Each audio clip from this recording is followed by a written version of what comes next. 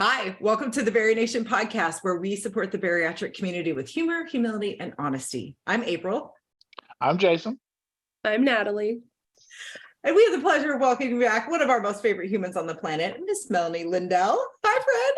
Hi. Hi. We are so excited to talk to you today. Well, really, we've been talking for 30 minutes before we hit record on this episode. But really, January, February, March, well, I guess all of our lives, the thing that we struggle with is not necessarily reaching our goals. It's making decisions that are aligned to our goals, right? So the topic, the title of today's podcast is really like, why do we make bad decisions? Why does that happen? And then what can we do to make better decisions or more aligned decisions? That's kind of like what we all want to know how to do, right? That's the magic. Mm-hmm. Mm-hmm. And it's hard. And in the quick research that I did to prepare for this conversation, right, I discovered today that humans make about 35,000 decisions every single day, and about 277 of them are food related. But that's a shit ton of decisions. I'm just going to say it. That is like an astronomical amount. And in all of the things that I was reading and listening and watching to, those are really kind of like conscious decisions. Every little thing that we do, like what I'm choosing to do with our hands, like how we're choosing to react, right? Do I take a sip of water? Do I not? Like big decisions, little decisions, 35,000 a day. No wonder we get to, right? No wonder we get tired of making decisions. So yeah, when we come home from work and somebody's like, what do you want for dinner? I don't care. Because I can't make a decision anymore, right? Mm-hmm. I'm over. Where's the factor meal? Yeah. Where's the factor meal, right? Or what is in my fridge? Or what am I going to do to move my body, right? Any of these decisions after a very long day, it is really going to impact, right, our ability to make a decision. And I think the more faceted our lives are, the more decisions that are going to be added to that day, right? So if you are a working professional, if you are a parent, if you are a grandparent, right? Like all of these different facets of our life can really compound the number of decisions that we make every day. And I have a feeling that's going to go into when we shift the conversation to like, how can we make a better decision, or why, right? Why are some days easier than others? Is because every day we are asked to either do more or less, right? So that's going to add to that decision fatigue. There's a lot that's going to go into this conversation. Yeah, for sure. So before we dive in, Menalie, will you introduce yourself to people that maybe don't know you or have never followed you before? Sure. I'm Menalie Lindell. I live in Bainbridge Island, Washington, and I'm a trauma therapist, and I'm also a bariatric patient. I am 3.5 years post-op, Roux-en-Y, and on Saturday, I will also be 2 years from having my feeding tube removed. My surgery recovery was very complicated, and I spent 15 months on a feeding tube. So I have several milestones that I like to our surgery anniversary is one, but there's other things along my path, in particular with complications that I like to pause and celebrate. So this Saturday, I will have hit 2 years of actually being able to eat on my own again, which is a big deal. So Humongous deal. Yeah, because that day was never promised to me. Like they surgically placed it in my stomach with the thought that this may never come out, and we never put a timeline on when it could come out. And so when we all agreed that we were going to go for it, it was risky and it was amazing. And it's been really, I would say, rather holy and scary at times to not have a backup plan, because it was always my backup. Right. It gives me chills to think about, because every time you say it, it really just hits me differently, right? Like that day was not promised, right? What was promised was that you will have a feeding tube for the rest of your life. That was the promise. And just to like try to wrap my brain around what that is like, I just couldn't imagine. I could not imagine being, or, having to take my nutrition in that way. Well, and you didn't either. To like think about people that have horrific accidents or, diseases or things that take away a primal skill that you had. Like I've been able to feed myself since, whatever point, your parents start letting you, kind of eat on your own, versus formula and things like that. But so to lose something that I always had, to lose kind of that a primal way of taking care of yourself, and with the notion that it may never come back, was very humbling. It's like, people that are blind from birth have a very different experience than if you lose your sight later, because you have a memory of what you once could do, and then now you can't. And I think that was part of the war that I spent a lot of time in. Is this is not natural, for me to have to use a, IV pole in my house and then a backpack when I'm out on the road with like, fluids and enteral feeding at all times. And so it's really, yeah, like my body has all kinds of memories, like both good and also just sort of like, kind of stressors of like, oh, I remember all of that. And it was one of those seasons of going, how do you lean into something? And this can, in some ways can be somehow we engage decisions, like how can you lean in to something that you don't want and yet you now need to, and how do you use that to propel you towards health or towards the things, and sort of accept, kind of like a radical acceptance of like, this is where we're at. And I can either fight that reality and literally wither and die, because if I didn't, sort of accept I need this help, then I literally could not have maintained nutrition enough to stay alive. And I think sometimes our decisions can be that extreme, but I think sometimes we also need to look at the daily decisions we make that have a bigger implication if we don't make them on a daily basis. I'm just really kind of starting to wrap my head around just how big or monumental this conversation is actually going to be. It's such a simple question, right? Why do I make bad decisions? And then the other simple question is, how can I make better decisions? Mm-hmm. The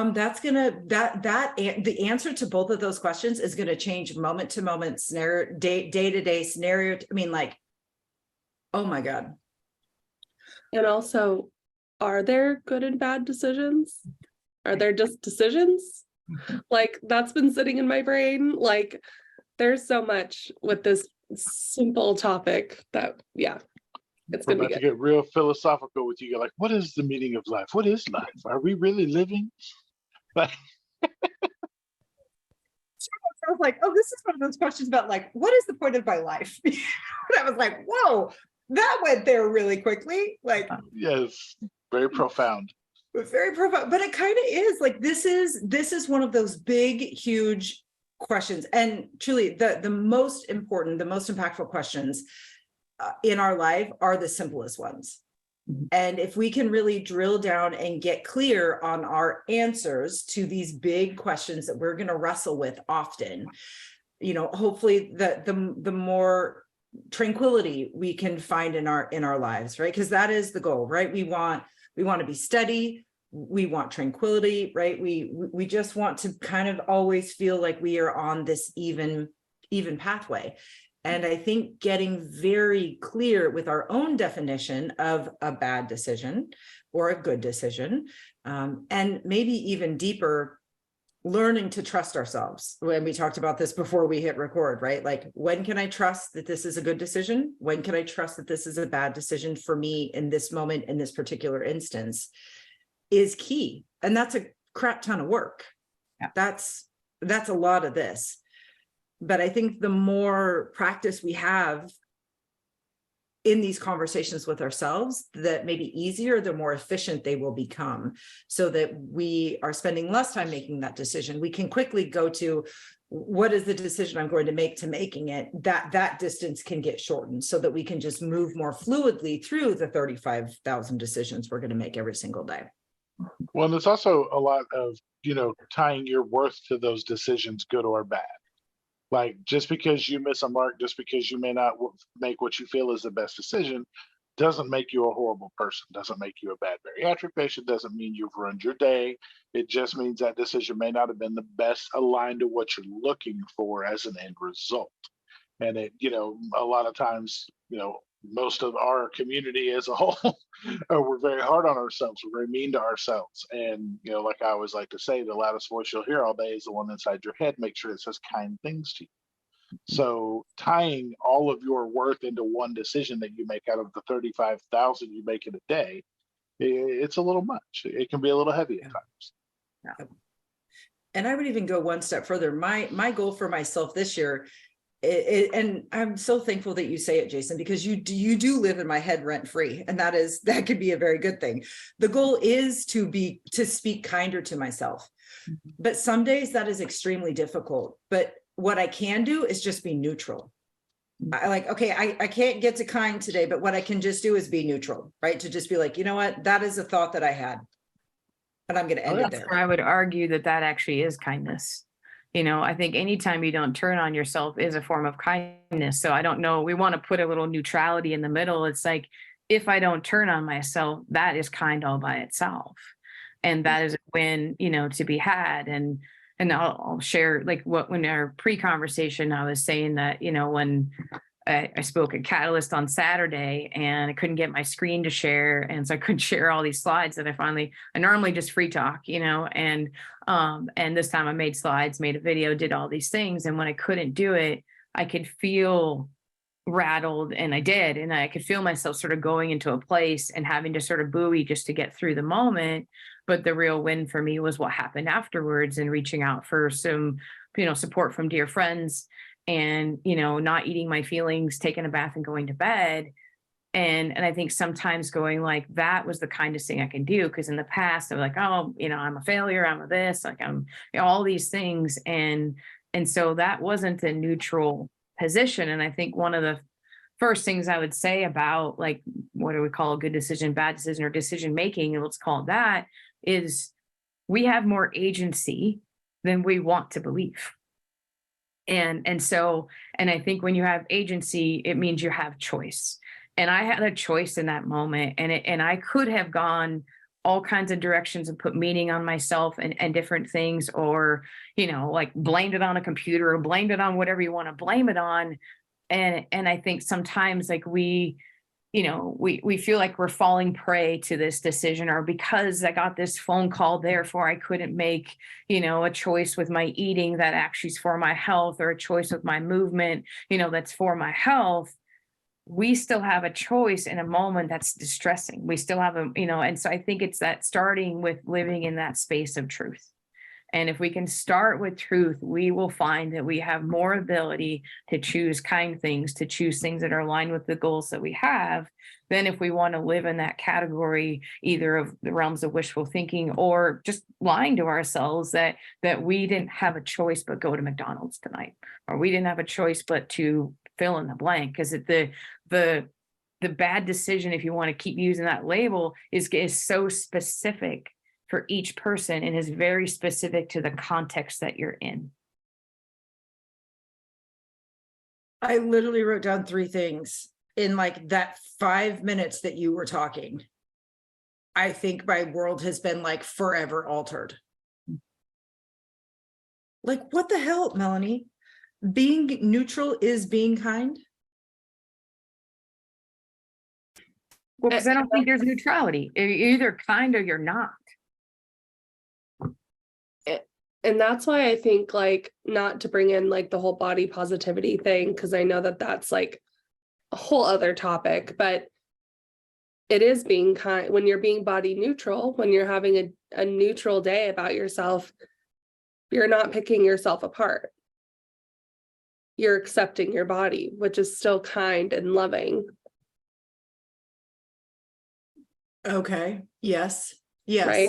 So Yeah. it's like when I'm making decisions, they're just decisions, they're choices.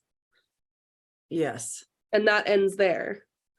Yes. That's why I brought that up at the top, was like, but are there good and bad decisions? Because don't we always say you're either in compliance or you're not? Yes. Yes. And the layer to that is, right, some days making a decision in compliance is a good decision, whereas some days making a decision in compliance maybe could be a bad decision. I don't know the answer to that yet, but I could imagine there is a scenario where, right, like, yes, I'm making a decision that's in compliance, but it costs me some mental health, or it costs me some joy, or it costs me something. So, right. So then is that good decision really a good decision? Well, that's what Melanie talked about before we jumped on here a little bit, was her decision to not go to the gym or not do some of the things she would normally do based on the fact of her, not only her mental health, but some of her physical health, contributing factors that led her to make the decision not to go. Yes. Yeah. Okay. And I think for the people that know enough of my story, like, yeah, my surgeon, went after my Apple Watch in November, and, we basically agreed to let me hit my 2-year mark of closing all my rings. And so I purposely the next day chose not to close my rings. And so I was doing that out of like my commitment to like be a person of my word with him, that I would not close my rings, on a given day. And, part of our conversation, earlier is the decision I made today, was a decision I made for me based on how I felt when I got up this morning. And I also had a very big workout yesterday with my trainer. And so, but that, because of how much fitness I do in a given week, me to choose a real rest day, because I find rest days a lot harder than I find workout days. That's very normal and natural. I like it. It's good for me. And I think this is where that truth telling comes in. My war is going to be to slow down. For another person, they might indulge, I need to work on my rest days. But if you actually add up how many rest days they have in a week versus how many days they're pushing their body, just for a fitness, comparison, that would be a space where they might need to push themselves out the door, and actually go to the gym. So I think that's the challenge. If you don't stay in, in reality, you don't, speak truth, but you also don't sort of own the context that the decision I made this morning. Now, if all of a sudden I'm making this same decision for the next 4 days, then I'm going to have to look at what's going on, and again, really assess in a space of truth. Like, why aren't you going? Because like, this has been a habit that is well-groomed path for me at this point, something I love. Now I got to do some different work if all of a sudden that pattern changes. Mm-hmm. Yeah, there's a difference between like making a choice in the moment and then like letting that become a habit. Right, because it really does come down to truth. And it's almost like before you can make a decision, you almost need to decide, like, is this true or is this not true? Yeah. So it's almost like there are like multiple decision points that are leading up to like, here's the big decision, but really there are so many little decisions that go into kind of the big final, like, nope, I'm going to go this way. Yeah. Right. Yeah. So that is how we get to 35,000 decisions a day, because you've got 100 decisions that are going into just the big one. And it's amazing. Like, I know I was joking with you guys earlier that if people could have like a view into what my brain was doing today with this decision to just, rest and even take a nap, this afternoon on my own couch that my clients and I, like, it was just like, I joked and said you need some Zofran for the nausea and a seatbelt, because the amount of motions that were going on back and forth of going, no, I know I chose well, but we can get into some pretty epic story wars between our feelings and our feeling side of our brain, and our thinking side of our brain. There's obviously real names for it, but let's just bring it down to, very tangible language, what we feel, what we think. We get into these story wars, and so often they're competing, for like, and oftentimes our feelings can get so big that they basically can just kind of override, even logic, and so you give it too much power, you give it too much room. And I think that bringing back that calibrating, bringing it back to that space of truth is, most people don't know my prior career. This is not my first career. It's my second career. I was in corporate HR, and so dealt with a lot of like economics, kind of things. And so I think I don't know if you guys ever took, econ courses in college or high school, but they always talk about, oh, there's no such thing as a free lunch. And I'm like, and I wanted to challenge that. It's like, well, yeah, I mean, if someone gave me a free lunch, then it's free, right? But what they're saying is if you choose, okay, April, what'd you have for lunch today? Like truly, what'd you have for lunch today? Oh, I got home and I made myself a little white rice bowl with tempeh, a little peanut butter sauce, and some fresh cucumbers. That was my lunch today. Okay. So, but the whole point of what they're saying is like, that's what you chose, but think of the many things you didn't choose. So there's not, so it's the sense of it's not free. It's like, I chose this tempeh thing and I didn't choose a Greek salad, or I didn't choose a whatever. And I think sometimes we have to start looking at that cost benefit analysis. And I think sometimes we're too short-sighted in thinking, I want that crumble cookie, right now for this reason, but we don't actually look at what is the ultimate sort of cost benefit analysis on that over a period of time. Now, please don't hear me saying I'm demonizing crumble cookies or this or that or the other, but it's really like we give like almost a greater meaning to the benefit we're going to get now, and we shrink the cost of these decisions that ultimately accumulate over time. And if you think about it in the realms of money, like how many people are actually like on par with where they should be with their retirement? Where the swiping of the credit card, live now, pay later, these kind of mentalities. But that's what we can do on our bariatric journey as well, is that we have these live now, pay laters, but we shrink the impact of developing this habit that ultimately leads us not to where we want to go in terms of compliance with our goals and whatever they are, based on like this, like I need this now. As you were talking, I want to go back to like the feelings versus, what was it? Feelings versus like thinking. Yeah, I wrote it down too. Yeah. As soon as you said that, I was taken back to pre-op times, like before I was even thinking about surgery, and my feeling entity, I'm going to call it, just so we have like some kind of a visual, was so big. Like it had grown. I feel like every time you choose one, they kind of grow. That's kind of how my brain, like, they grow stronger, And so I feel like my feeling was like this huge mass taking over my thinking entity. And so in the moment, I didn't even have that like moment of like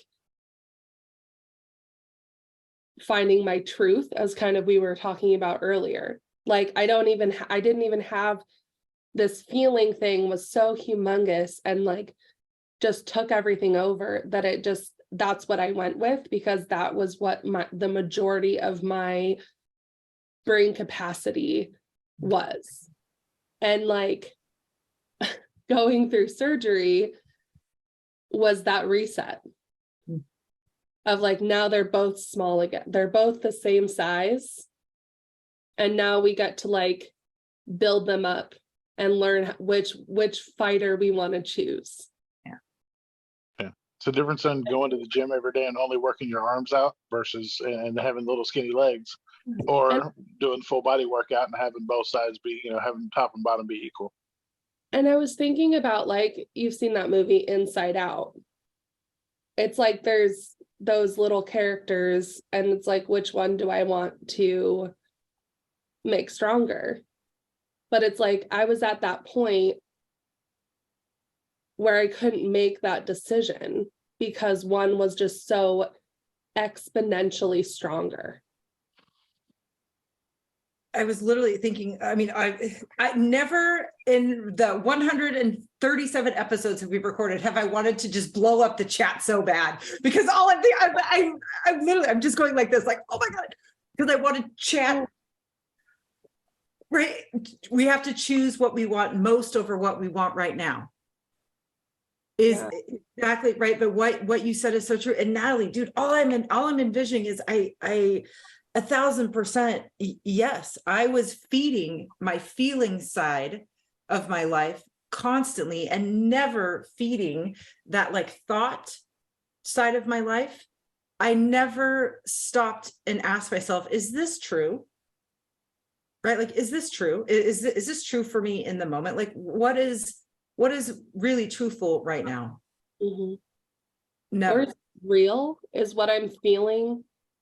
Not to say that, not to discount feelings. I know all feelings are very valid, but like, is the narrative that I'm telling myself in this moment real? Like, is this real life, or is this my feelings bleeding into my thinking, like, realm? But I didn't have like I literally, like, physically could not get to that point Yeah. without bariatric surgery. Oh yeah, no. Pre-op, I was the Steven Spielberg of augmenting my own reality. I could make my shit look any way I wanted to because I felt how I felt, and I felt hungry, and I felt the only thing that was going to fix that was whatever amount of food I had to go get a hold of right then and there. And it was never like, maybe I should just eat a salad. That shit never entered my mind. So it was always about the what I could do the worst and the most damage, because that was the easiest decision for me back then. Because like you said, that muscle was huge because that's all I ever did was go on feelings. I feel hungry. I feel like this is what I want to eat. I feel like I'm not going to be full if I don't eat this amount. I feel like, yeah, my feeling tank was full. Well, And and here's where I feel- would say, oh, go ahead.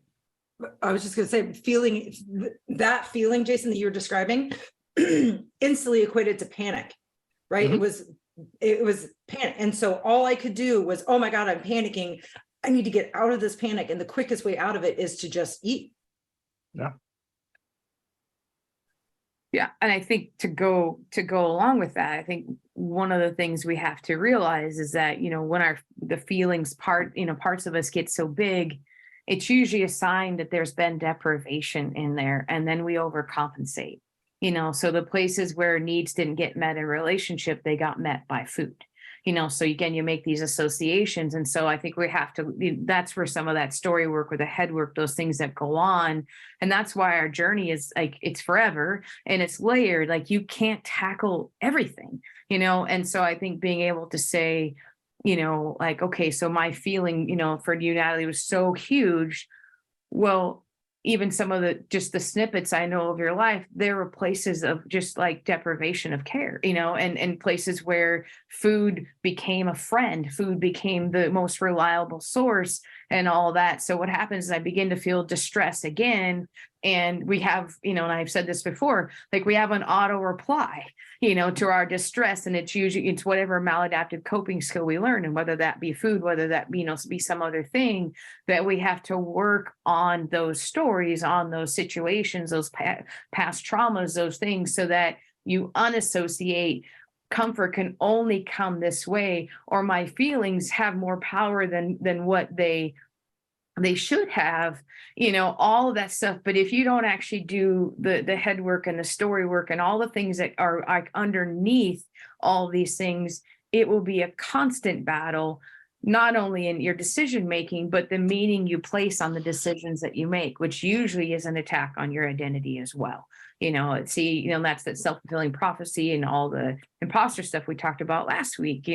Like there's going to be competing stories, going on at all times. And if you just give way to your feelings or to, calling it indecision, you're going to repeat what you know, because what we know is most familiar. We will go back to those same things again and again and again and feel like we're in a loop if you don't sort of go back to the root system, and actually go, why am I making these associations? That's where working with therapists, working with life coaches, those kinds of things, working with dietitians to engage some of trigger foods, like all that stuff has so much meaning to being able to actually heal. Because it's not like you've healed from surgery itself, but there are several other, let's call them like invisible surgeries that need to take place and or are taking place, and they require different kind of care to heal than the skills and the particular things of the bariatric surgeon. There's so many pieces to this, and you cannot do them all at once. No, you can't. And that's what I know, those who are close to me, if you follow me or BariNation, like I've worked very closely with my therapist. I've worked with Rodolfo, one of our experts, like to unpack all of this. And I still deal with this. Like I still have these moments of feelings versus thinking. So it really, I know people think like, oh, it's gonna go away, or it's gonna be the magic pill. I know we wanted to bring that up too, but it's not. I mean, you have to figure it out, and you have to heal. Yeah, because I mean, you bring up an interesting point in the fact that it will never go away, but that's why you do the works to gain the skills to be able to deal with it when it does come. Because it will never. It may feel like it does at some point, but it will sneak up over you and hit you over the back of the head when you're not looking.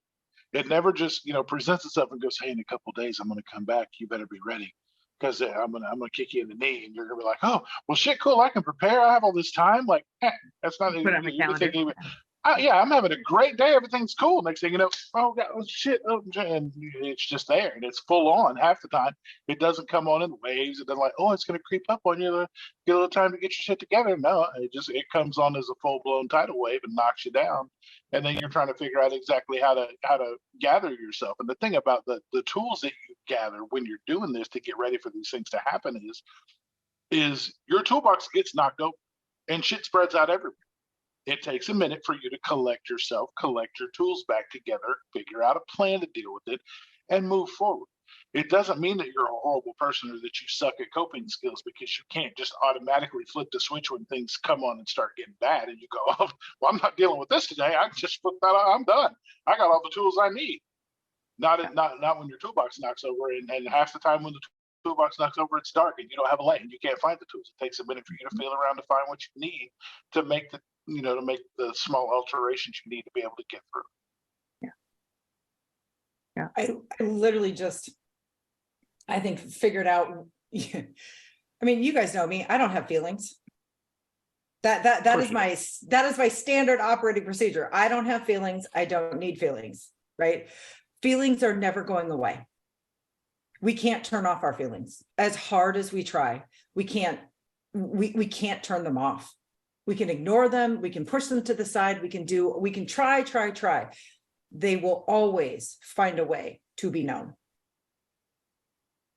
Well, Always. again, sort of like we label good food, bad food, we get all these labels that we're doing the same thing about, like the type A person, like they're the best kind, like they, like whatever, we make labels about certain people. And the thing is, somewhere in your story, feelings are bad because feelings were unsafe. And I think, again, it's that space of going, we were given a brain, in our creation. We were given a heart in our creation. We were given a body, and that sense of like, it is meant to collaborate together. Like, I need my heart to help me inform some things. I need my mind to help maybe regulate some of my big feelings and bring truth around it. And I need my body to give me signals at time, whether it be wholeness, fullness, hunger, or, some other thing, desire that's going on. And I think, at some point, if there's been, some kind of trauma or something in your life where you had to split.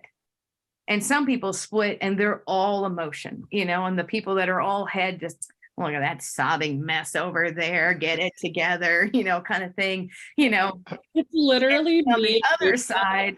I was gonna say, I was like, me and Nat are all the feelings, and April's over here with the head, like, get it together, you slobbering ass mess. Like, that's how, yeah. But I mean, Yeah. it legit. The thing is, we're taught from an early age that being vulnerable is bad. That you're opening yourself up to attack and to negative things to happen to you if you're a vulnerable person. Right. And vulnerability is where the uncomfortability is, and the growth comes from, is being vulnerable and being allowed. Because a lot of times we're closed off and not even vulnerable with ourselves to know. Like, we know the shit that's in that box that's in the back of the closet. We're just not going to open it because we don't want to. We're not dealing with that right now. We gotta move forward, because who has the time to unpack all of that and go through that? We don't want to do that. We just want to leave it back there collecting dust, because that's why we put it back there in the first place, because we didn't want to deal with it. So knowing that, not only is it okay to be vulnerable sometimes, but that's where the work is done. is what we really, what I knew I had to work on myself, because I could pinpoint when when food became safety for me, when food became control for me. Mhm. I was 9 years old and my dad left, and I couldn't fix that. There was nothing I could do. I cried him out the door begging him to stay. And there's nothing I could do to fix that. But the one thing I could control and had control over was food. Right. And I whenever could you're decide. powerless, yeah. Yeah, Go ahead. I could decide when I ate, what I ate. I could decide all of those things, because we never ever had, like, we were very comfortable as when I was a child. So that was a blessing for me, but that also meant that I had everything in abundance. So whatever it was I wanted, I could go do it. I could get it, I could eat it, I could drink it, I could whatever it was. I didn't have to worry about that. That was my control in my world that was spiraling at 9 years old. I don't want to talk about it, but I was cool to sit in my room with all the things I wanted to eat and drink and just have a blast. Well, and that's the thing, is whenever we have moments of powerlessness, no one remains powerless. Like, you're going to find a way to reclaim power. It's never the power that you lost, but you gain it in another way. So now all of a sudden I'm going to take it all out on, myself, because I can't actually take it on my dad because he left. And so there's a way I'm both comforting, but I'm also punishing me, because as a 9-year-old, I couldn't actually, my crying wasn't enough. My begging wasn't enough. Whatever wasn't enough, like, that gets all turned on its head. And when we're that small, our thinking is so, like, black and white. I'm bad, he's bad, that kind of stuff. And so I think to be able to look at those places wherever we regain power, it's our attempt to find safety again. And so then in this case, like, again, food becomes a place of safety, but yet in reality, it isn't the safety that you needed. You needed safety in relationship. And then to piggyback on what we talked about last time, Jason, where you had that moment in Portland and these two women came around you, like, I would contend on some level the feelings of that 9-year-old or something, he was present, initially, and being able to receive the care. So he's making meaning of what's going on inside of you. And then all of a sudden there's someone else to bring that comfort in relationship. And then listen to how you describe, like, it was what propelled me to be able to actually get out there on that stage. And then, because you got the need met in the way it was meant to be met, which was in relationship, versus the surrogates, that provide a short hit, but they actually don't bring healing. Yeah, well, and it was funny you mentioned that, because I was also punishing myself, because if I presented myself in the way I did and he was still able to walk out the door without even looking back, then I wasn't good enough. Mm-hmm. There wasn't anything I could have done to make him stay. So I punished myself for that, for not being good enough to be able to right that situation. Because in that situation, in my mind, I let my mom down because I couldn't make him stay for my mom. My brother was the same way. Like, my brother, I couldn't make him stay for my brother. The whole family wrecked. Like, everything we know and love and are comfortable with is now gone. Yeah. And so, because my mom and I were the only ones home when he left. And so I remember I took all that on my shoulders as, like, well, you failed. Like, you didn't get it done. Like, you had one job, you didn't get it done. And it's not like he left and still, like, came around for visitation and shit. Like, he was gone. We didn't see him for probably the first, I would say, almost a year after he left. Like, there was a lot of times he set up to come get us and just never showed up. So, sitting out on the curb with your shit packed, ready to go, and he just never comes. So a lot of that comes from, like, there was a lot of those times where it just was, not only was it the initial, hey, I'm gone, but it was just kind of the continue to beat it into us, like, oh, well, no, I'm gone. Like, I don't need to come get you. I don't need to come see you. I'm cool doing what I'm doing. If I get around to it later, I will. And so there was just it was a continuation of out of control, what I thought I was gaining control from. So there was a lot of that came in waves for me. Like I said, like, it was just, it was relentless for a while there. And then eventually, like you said, I found different ways to kind of cope with it, and found the kind of the comfort I was looking for. Mm-hmm. Yeah. Wow.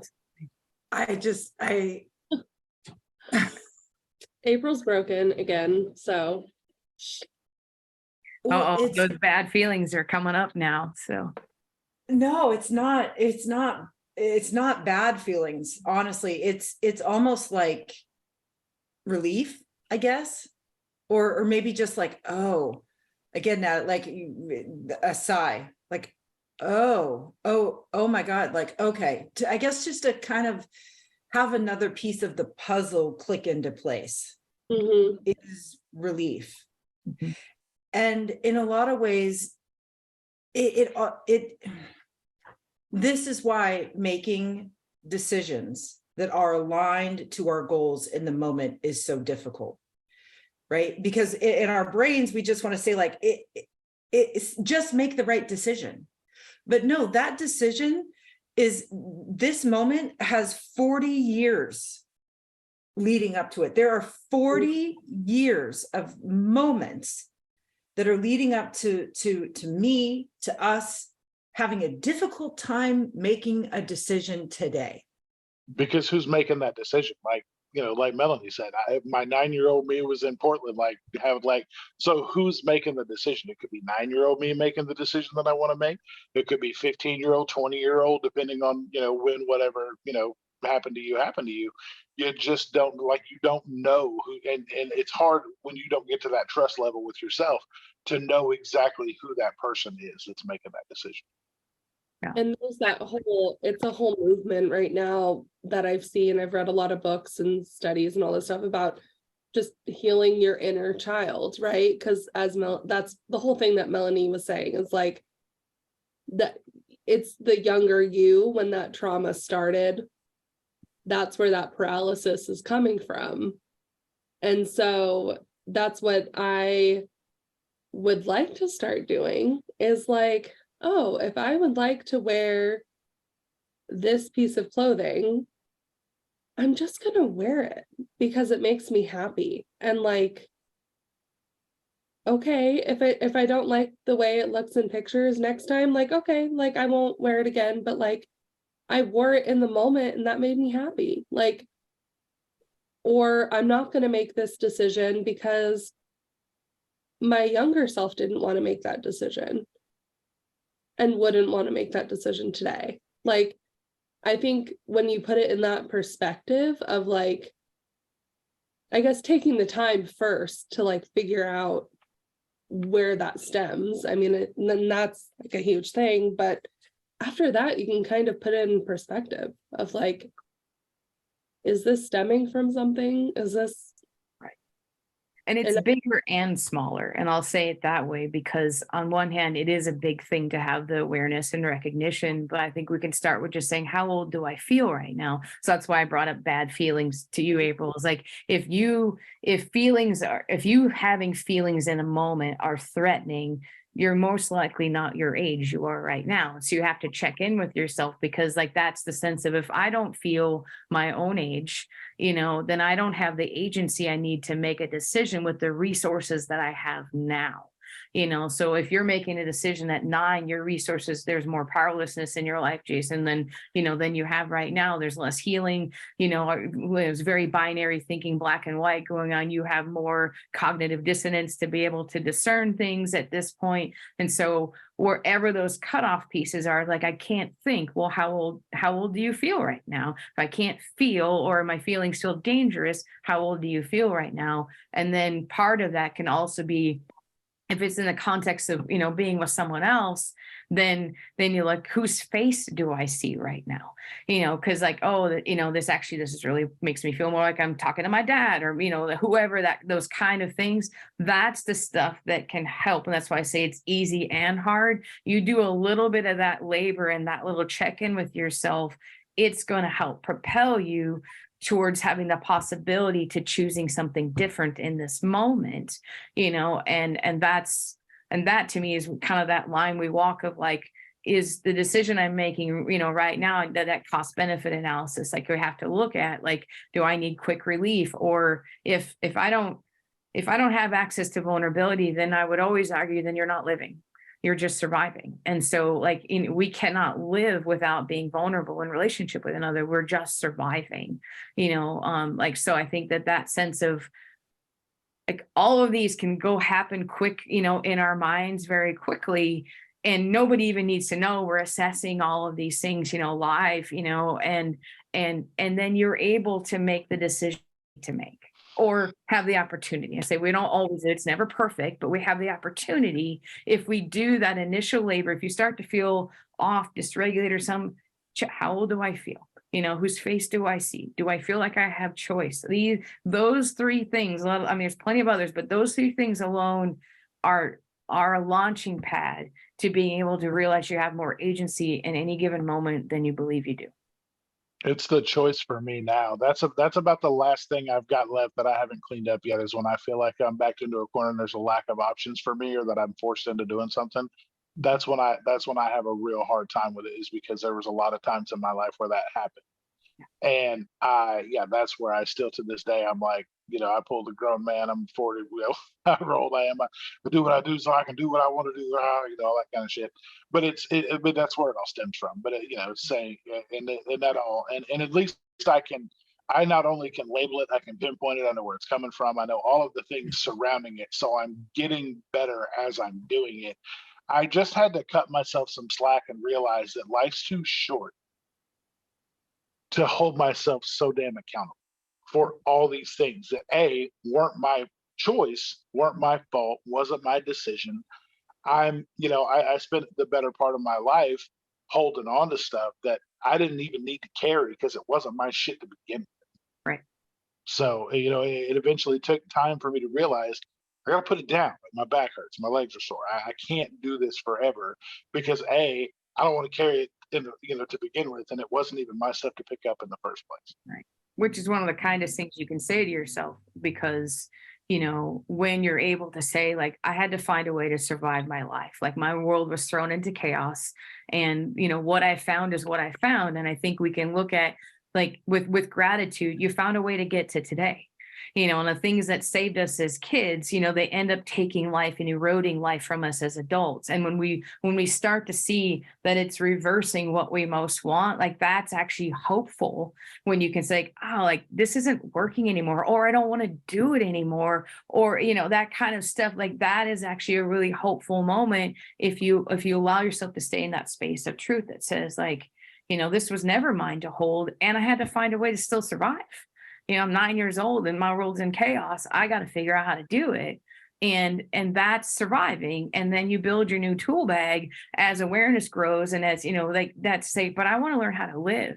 Learning how to live, to say, I don't need to be backed into a corner. I can begin to assess that before, like, hey, the way you're speaking to me, or, this demand, or whatever it is that's going on, you can begin to bring words sooner, and you get to tell you, like, I am safe, and so is my body. Like, you get to bring that soothing in those moments that start to allow you to be able to make, again, going back to our topic, be able to make decisions that, lead you towards whatever it is that you're wanting to make. And so I think that's that challenge of, it's never going to go perfect. And you learned a strategy to survive, and now you're learning a strategy to live, starting with bariatric surgery, as Nat said, like, that it recalibrated my feelings and my thinking in a way. And now I get to run with that. And I'm seeing new places I need to do that, and new moments where I want to do that. And it's an ongoing journey of recalibrating.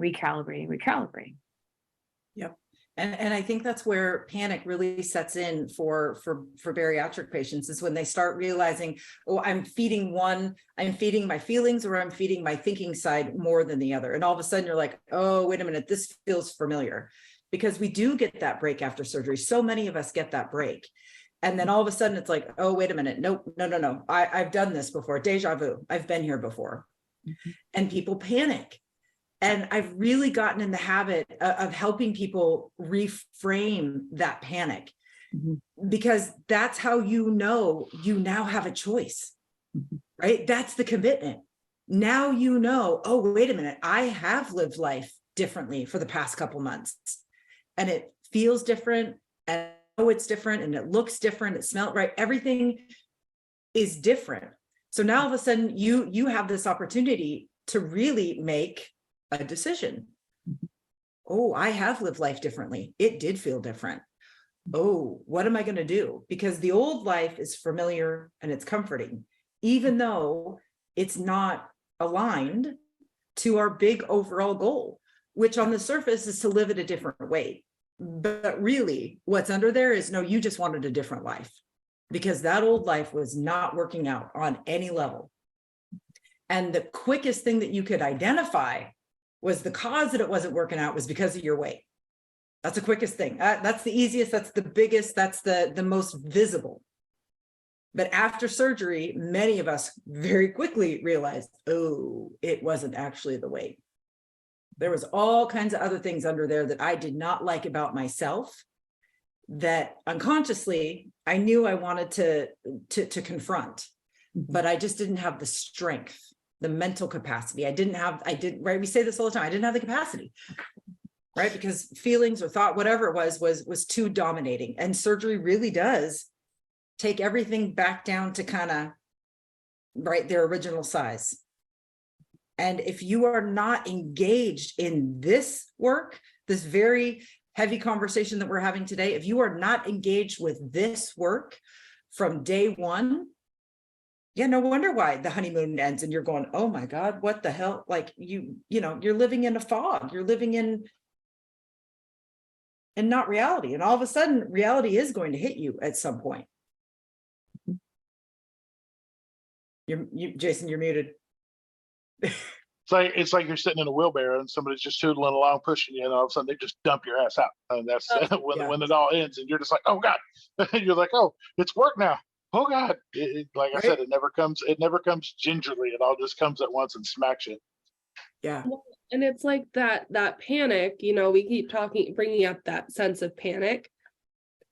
We've felt it before, but we didn't know what it was.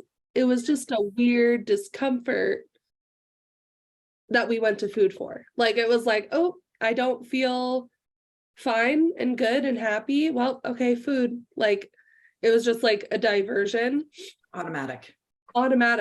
And now we feel that panic and we're like, we think it's foreign.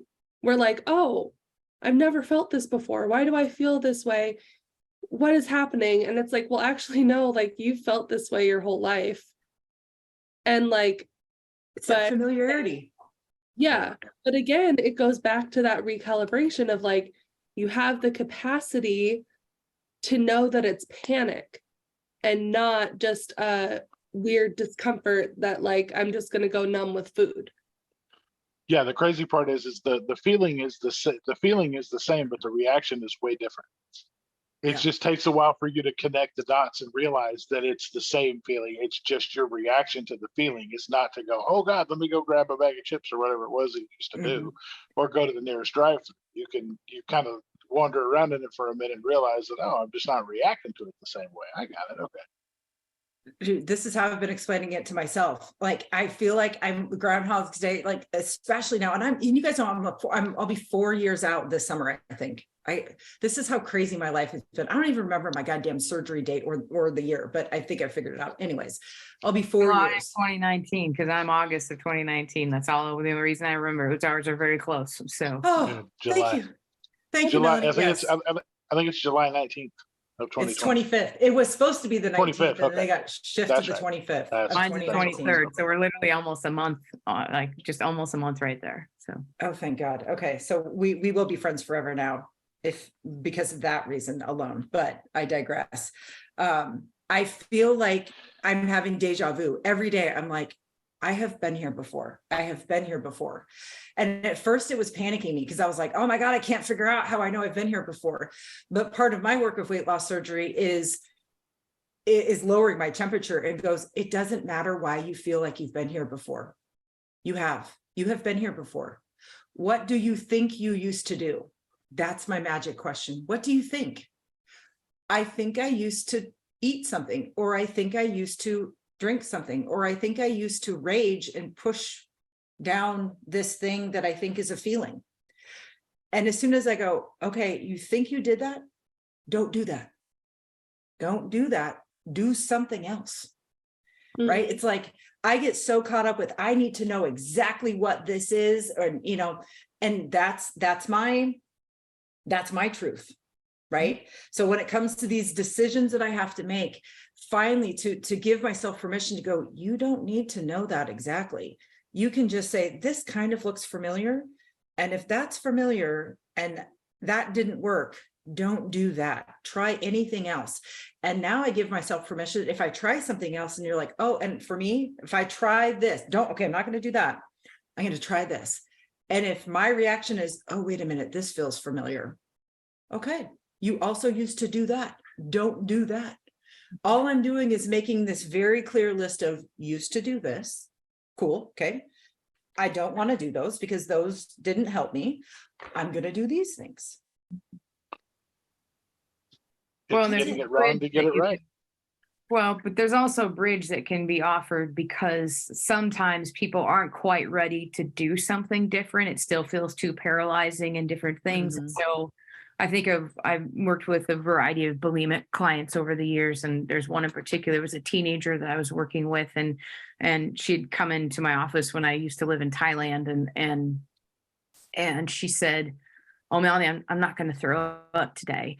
And, and she was in the realms of wishful thinking. She wasn't at a point that was realistic. And I knew that, but, she did not, at that point. I think she was trying to sell me on. She hated getting on the scale. There were things that we had to do, like for where I was at, that was required because she was at the point of almost needing to be hospitalized. So there are certain things you don't normally weigh. I don't weigh people when they come to my office by any stretch. I don't have that many eating disorder people I work with at the moment, but all that to say, as I said, and I'll make her name April for the ease of argument here. April, like that you're not ready to do that. And we both know that. I said, but would you do me one favor? Would you tell yourself the truth that I'm taking something emotional and I'm making it physical before you throw up? Because already by just telling yourself the truth of whatever it is, I'm going to eat my feelings right now. I don't feel hope that this relationship's going to get any better. I'm frustrated with the scale not moving. I'm whatever. And this is the choice I'm making, because again, I'll kind of just hammer that down. The more we believe we have choice, the more opportunities do we have to make choices that are aligned with the goals that we have in life, bariatric or otherwise. But if we don't start with truth, even before you change the behavior, it doesn't last. Think of like how many restrictive diets out there. Think of the pouch resets, and everybody can have their own opinions about it, but it's just another form of restriction. And so I have a really strong stance against the things that just invite you back to diet culture of any kind. And so I think that it doesn't last. You cannot live on that little calories. Yes, you're going to lose weight if you just drink protein shakes for 2 weeks or whatever it is that you want to do, but you can't sustain life that way. And I think that's the place of we need things that give bridges. And bridges to me are these places like just tell yourself the truth. Even if you still choose the behavior, will you start by naming what you did? Yep. And if you don't see it live, I always tell people, let the rear view mirror be your friend.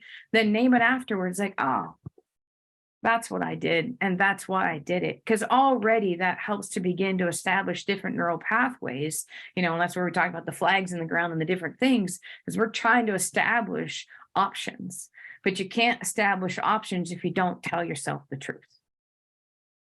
That is a lesson that my therapist gave me, and it is so true. And I didn't believe it at first. I fought and fought and fought against that lesson until he just said, just try it. Right. And then Wendy, the therapist that I've seen most recently, just try it one time. One time's not going to kill you. And it, yes, even on the days that I cannot make a decision that is aligned to a goal or to something that I'm working on, I'm at least to the place now where I can say, this is truth. You are making this decision because you do not have the capacity to make any other one. And that's okay. I am truthfully out of capacity. Mm-hmm. Okay. And I can be truthful. What a gift to be truthful to ourselves. Yes. That's like the biggest hurdle, I think, for myself. And I know a lot of bariatric patients, but dang, once I got over that hurdle of just being like, what does it, well, because being honest in the past was a negative for me. It got me in trouble or it, whatever. But to now say, like, just tell the truth to yourself. I'm not going to hurt myself. Like, now that I'm like, I've done some head work and some things, it's like I would never hurt myself. So why would I, if I tell the truth to myself, I'm not going to hurt myself, right? So getting over that hurdle specifically was the big turning point. And I know we mentioned, you know, can you trust yourself? Are you being honest with yourself? But that's what that means, is like, at the end of the day, I used to not be able to recap my day because I was just like literally lying to myself about every single day, to the point where I believed it. The three of us were just talking about this last night. We were just talking about this last night. Yes, lying to ourselves keeps us stuck. Oh my God. Okay, so if we have to summarize this conversation, yeah, maybe we can't. Maybe that is a bridge too far. But I mean, when it comes to decisions, why do we make decisions that are not aligned to a goal in the moment? Is there a way to do that, Menalie? Can we do that? Can we summarize? Oh, you're muted. You all froze on me, so I didn't actually hear your question until I heard my name. All of a sudden, I'm like, they're all gone. Like, what's happening here? So feel free to ask again. I'll see if I can answer you. But I was like, I think the Comcast gods decided to hit pause on me over here in Bainbridge Island. So, yeah. That was serendipitous, because it was a big question, right? Mm-hmm. When it comes to making decisions, like why is it difficult to make decisions that are aligned to something that we want in the moment? Is there one big, like, here's the reason, or is it multifaceted? Well, I think it's multifaceted. And I think, there are things like, one, we're not telling the truth. Like, again, like that space of living in reality, there's all that, we give too much power to our feelings. We're also trying to like wait till motivation's going to show up. And I think there's been enough language around, like, that's just myth, like you have to be willing to do the action, and then that motivates more action. But if you're waiting for something to propel you, your action needs to propel you, not a feeling, and so I think there's that. And I also think that sometimes we don't have realistic expectations. It's going to take you longer than you want. And again, that still kind of ties into that space of truth. And so I think we have to start, with all of that. And I think you also have to be honest and ask yourself, what am I willing to give up in each moment for something else?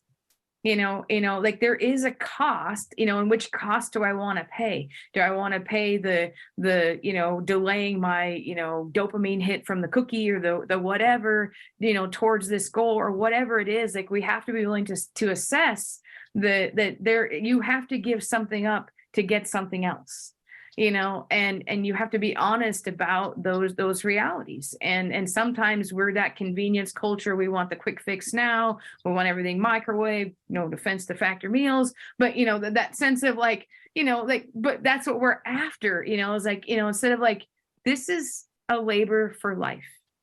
And we also have to be honest and do the story work of things we've been talking about all night, of there are associations that have led to an auto reply.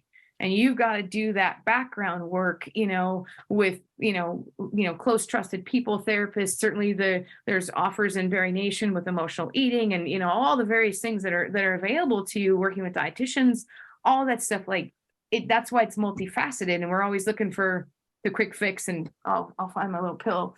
And so I was telling these guys earlier that a lot of times my clients say, can't you just make me a pill, that will go away? And I always tell them, well, I'm working on it. And right now, everyone I've given it to, they end up dying. So I like you too much, so you can't have the pill.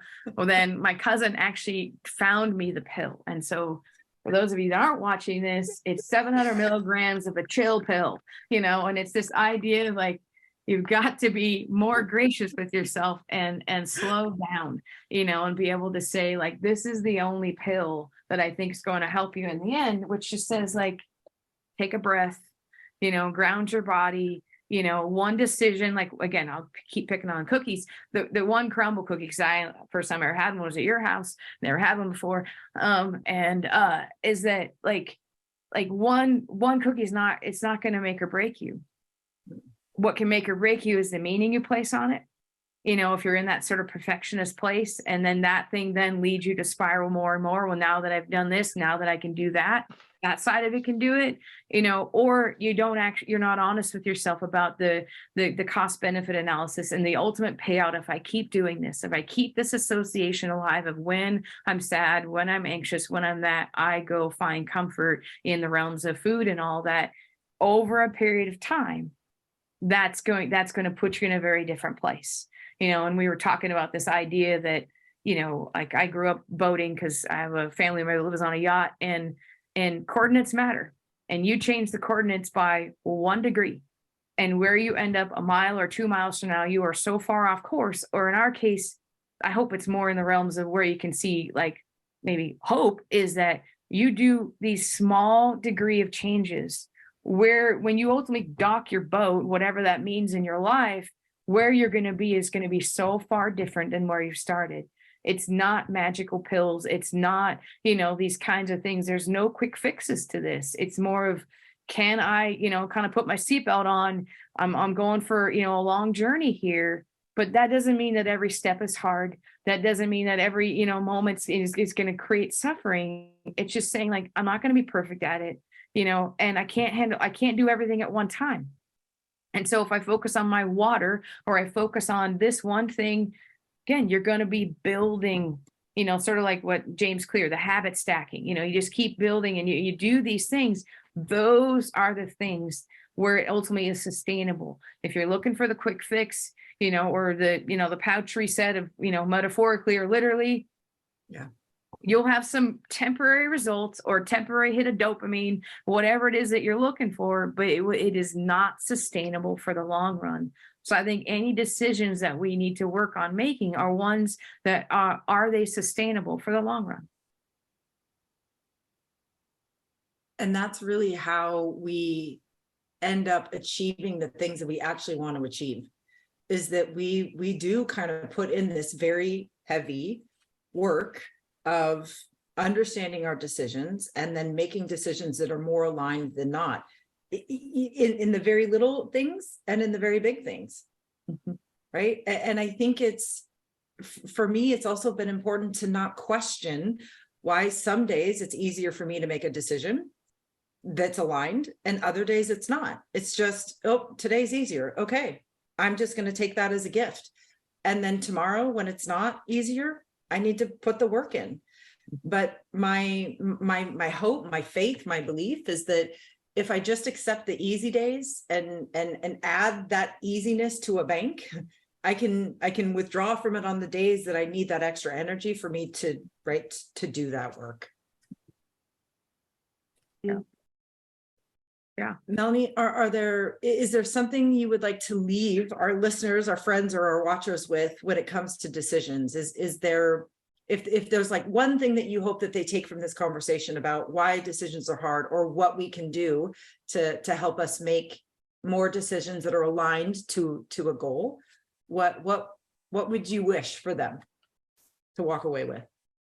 Yeah, I think the ultimate practicality to me is grow in your ability to tell the truth, and because as you tell your truth, you're going to have more awareness of your vulnerabilities, and you're also then going to be able to create an environment that safeguards against some of those vulnerabilities, so for the people that can't have snacks in their house because that's too vulnerable, that that about yourself, you can have that honesty. Or like, I made a decision that I don't do any drive-throughs of any kind, and I haven't now for almost 4 years, but that's story bound. Like for me is like that. And I don't want to bring that back. It's not punishing to me. Do I love French fries? Yes, I do. But I make myself go to a restaurant and hopefully with somebody sitting in front of me where I can enjoy them in a relational context. They're not meant to stuff a feeling or to push back. And so for me, that's what I needed to do, was to say, hey, not in a cruel way, like you will never be allowed, but more of saying, I think that would be a kindness for you to just kind of draw that line. And now it's the muscle memory's there. I just don't do it. And I don't miss it. And so I think that sense of like, tell yourself the truth, grow more awareness of your vulnerabilities, and then build an environment, around you that can help you be the most successful. And part of that environment is grow your community. And whether that be, for people to join BariNation, do more in BariNation if you're already in there, or any other format, that sense of like, we cannot do this alone, and you cannot do it all at once. And so just pick something, find some support around it, and then keep going. Yeah. I think it's so scary for people to think about like joining a community, becoming a part of a community, having these conversations with somebody outside yourself, because you think that you will not be welcomed. You think that your story won't resonate with people, right? There's a lot of fear about like, well, if I say this part of me, people aren't going to like me. And the feedback that I've always gotten when I share something with a community within the BariNation community is the opposite of my fears. It's just simply a space for me to say what I want to say and for it to be acknowledged and held. Yeah. I mean, I made a post this week about drive-throughs, actually, about how telling a non-weight loss surgery patient about how much I would order and sit alone in my car and eat, and I would get horrified looks, right? Oh my gosh, so many people were like, oh, I didn't know that I wasn't the only one who did that. And I'm like, oh, there's thousands of us that did that before. Like, welcome to the community, because we all did that. Right. And that's comforting. Yes. Yeah. Well, and it does, you are taking a risk. I think we all acknowledge that when we share part of our story, we're taking a risk that somebody is not going to accept that story, right? Or that somebody's not going to hear it, or that they're going to treat it in a way that we feel is harmful. And I'm not saying that it's going to happen at some point, but the whole point of trying is that you can find a space where all of you is allowed to show up, and where all of you is just welcome. Like, you're not going to get kicked out because of you eating too much food, quote unquote, in a drive-through. Like, nobody cares. Like, we care, but we don't. Like, oh, thank you for sharing that part of your life with us. Yeah. And that's it.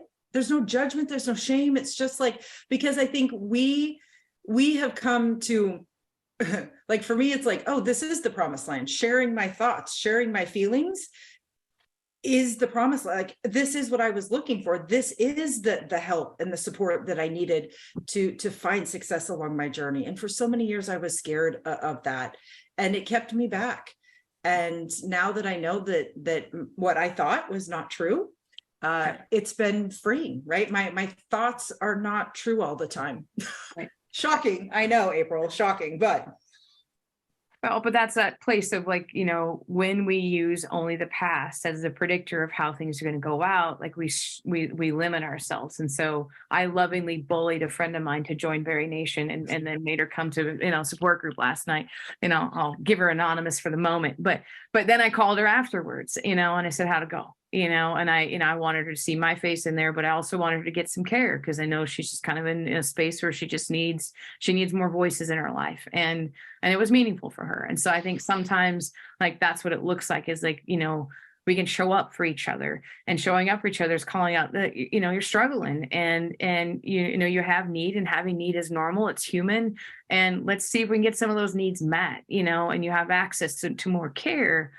Like, that's how we can show up for each other. It's not about, well, how many calories did you eat? And then all the, well, I can't eat that much, and I'm further out than you, and all the stuff that we can do that's super harmful, and so instead of being able to say like, no, you need help, and I want to help you find help. And that's how we can come alongside each other, is to say a community, is where so much of that healing happens, because it goes back to what we kind of started off earlier on, is food replaced relationship.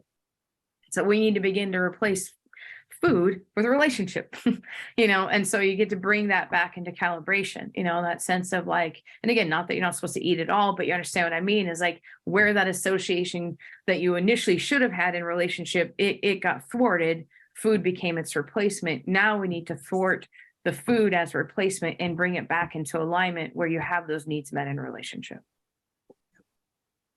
And I thought forever that relationship was not necessary in my life. Could not have been further from the truth. And if you are like me and you think, right, you have that thought like me, like, no, really, that's not what I need. It is.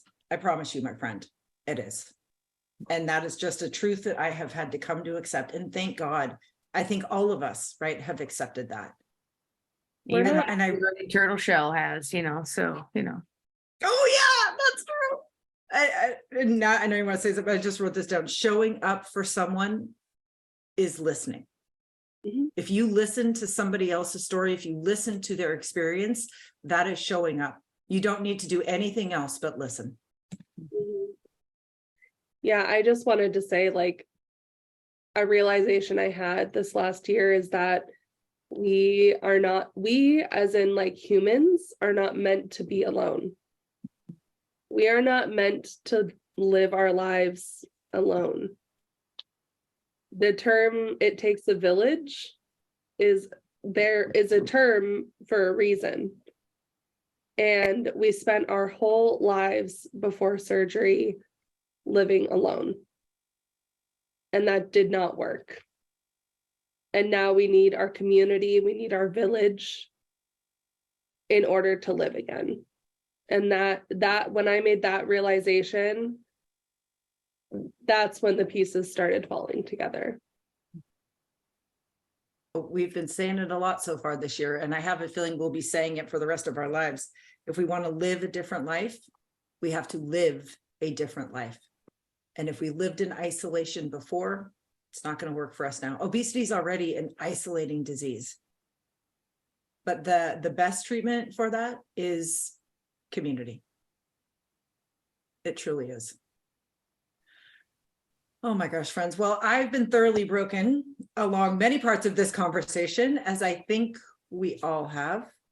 Menalie, thank you so much for joining us tonight. We know this was a big conversation. We know that a lot of more times than not, we take on some very heavy conversations, and that people leave our podcast or leave experiences with us really understanding that there's a lot of breadth and depth and weight to what we talk about. And sometimes I feel a little bit bad about that, because this life is fun and it's filled with joy and it's filled with hope and it's filled with smiles and laughter and silliness and all that kind of stuff. But we can't have the silliness, we can't have the light without the heavy. And these conversations are critically important to our long-term, lifelong success. So thank you for being willing to have these heavy conversations with us. You're welcome. It's truly a privilege. My friend, where can they follow you? Where can they find you? In my turtle shell, but you're not welcome to the turtle shell. That's only my spot. So, my Instagram is my my counseling webpage is used for clients, but that's lindellcounseling.com. But yeah, I mean, I think that when we allow ourselves to, kind of follow each other on Instagram, do things, you can hear, different things. Like I'm currently writing some stuff on hope, and sometimes that can be really meaningful for people to like choose to like take in the stories of other people, but then also interact and be able to share those things, because I think that's where it leads to being known, and we're all meant to be known. And so if you're not following me, you're welcome to. The only way I only pick weight loss accounts, and they have to sort of be clearly identified. So I've probably kicked out, I don't even know how many people, if it doesn't clearly state that, just because I don't want any trolls in my page, because I keep it private on purpose, because as a therapist, there are aspects of my life that I want to keep private from my clients themselves. And so that would be, you'd have to request. And, if you clearly identify yourself as, a weight loss surgery patient, then you're more than welcome to follow me. So. And I will just do a shameless plug. Menalie is joining us as an expert in BariNation. So if you would like more time to interact with her in a little bit of a more private community environment, we invite you to become a member of BariNation. She's going to be leading some very important, very needed supports in the near future, and we are thrilled to have her as a resource in all of the places that BariNation exists. So, thank you, Looking Fred. forward to it. Yeah. Jason, my friend, you want to take us out? Yes, ma'am. Melody, like April said, thank you so much. Your knowledge, your wisdom, your time, all just invaluable. So we appreciate you very much.